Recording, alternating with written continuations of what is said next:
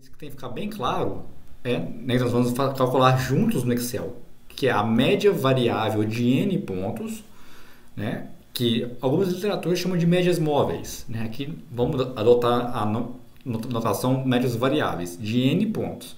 Nós vamos entender o que é o n, né, e nós vamos utilizar a regressão linear para prever a tendência. Então, né, a regressão linear volta de novo aqui. A gente não consegue ficar livre dela. Né? Por isso que eu falei que é muito importante a gente ter uma boa noção de regressão. Né? Que sempre nessas análises assim, mais avançadas, a gente usa a regressão. É muito utilizado. Ok? Vamos lá. Então, nós vamos procurar pela tendência. Né? Nesse modelo multiplicativo aqui. Vamos lá para o Excel. Então, essa base de dados aqui, nós vamos utilizar ela para modelar a série temporal. Né? Então, nós já conhecemos essa base de dados, que é aquela base que tem as vendas de pacotes de feriados, pacotes turísticos, trimestralmente. Né? Então, aqui nós temos as vendas, quantidade vendida, aqui nós temos qual trimestre que era, aqui nós temos o ano, e aqui nós temos o período, que é nosso índice de tempo. É sempre bom ter o índice de tempo aqui. Então, vamos modelar a tendência dessa série temporal aqui. Eu vou fazer o seguinte, eu vou copiar ela aqui e colar aqui, para não atrapalhar a base de dados original. Então, nós temos que calcular aqui a média variável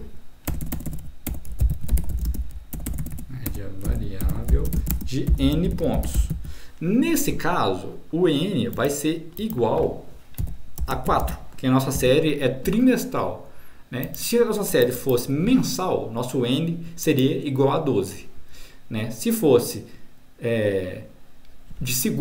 diária de segunda a sexta, n igual a 5. Diária de segunda a segunda, n igual a 7.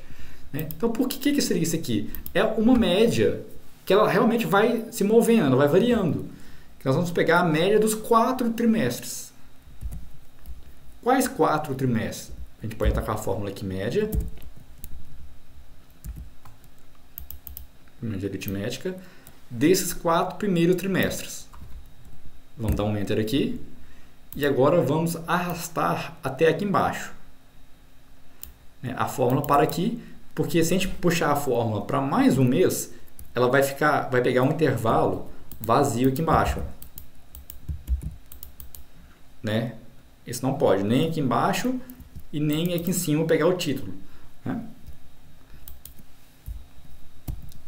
Ok? Então, se nossa série fosse de n ímpar, então já estaria pronto a nossa tendência. Era só fazer a regressão aqui agora. Só que como nossa série temporal ela é de período par, nós precisamos calcular a média das médias, que é a média variável centrada. Nós vamos pegar a média das duas médias aqui.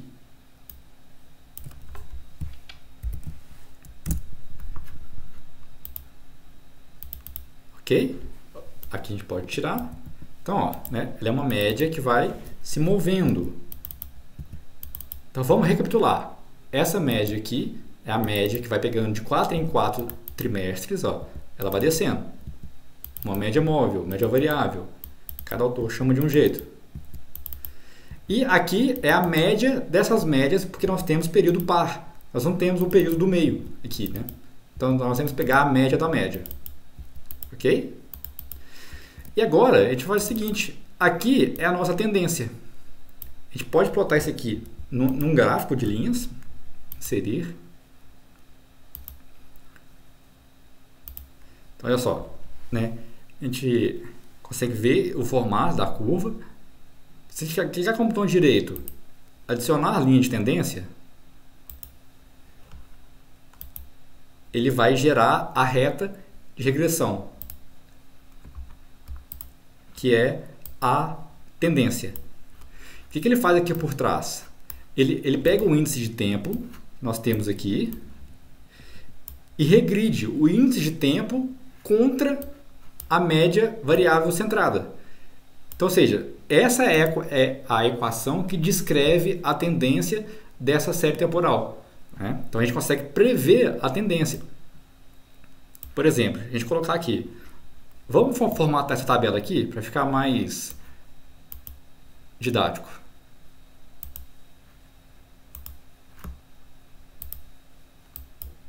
Ok.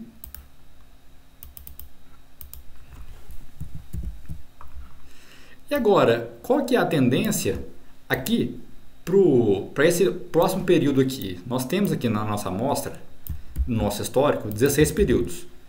Qual que seria a tendência para o próximo período aqui? Para o período 17.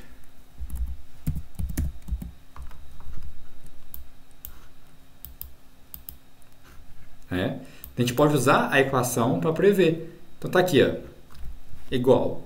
A tendência seria 2, nosso intercepto, né? Está aí no gráfico a equação, 2,862, estou acostumado com o formato americano, 2.000, não sei, mais menos 26,101, ou possível ficar mais fácil, vezes o índice de tempo.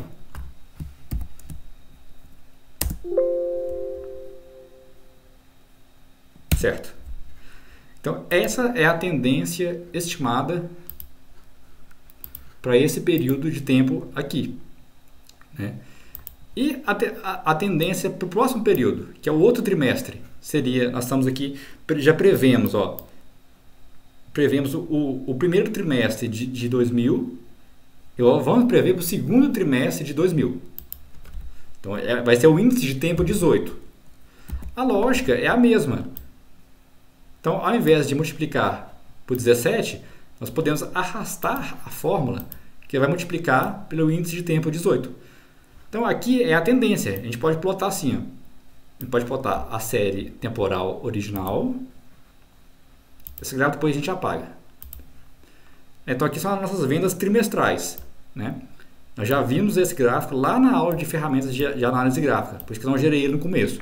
Mas pegou uma série temporal, gráfico. Vamos ver comportamento, tendência, sazonalidade. A gente vê que tem um padrão sazonal aqui, né?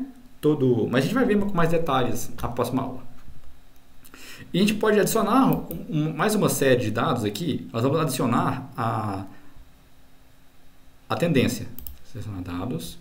Vamos adicionar. Vamos colocar aqui essa forma aqui assim. Opa.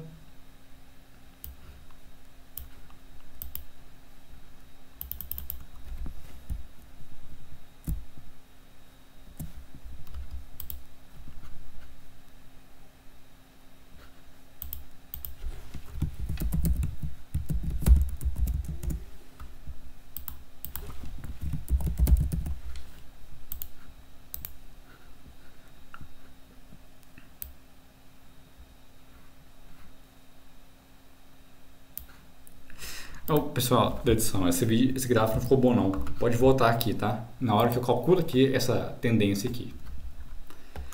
Né? Ok? Então, eu calculei, nós estimamos a tendência. Só que a previsão não está completa, né? Nós vimos que nosso modelo multiplicativo é a tendência vezes a sazonalidade. Então, nós ainda não calculamos a sazonalidade. Nós vamos calcular na próxima aula, né? Então, a gente pode até interpretar a equação da tendência.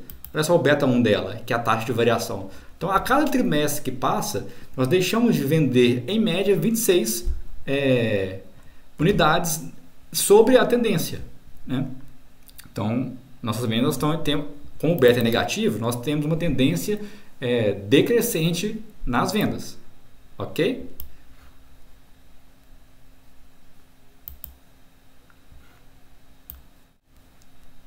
Bom, voltando aqui para o PowerPoint, né, nós calculamos a tendência. Na próxima aula, nós vamos aprender a prever a sazonalidade. Ok? Então, até a próxima aula.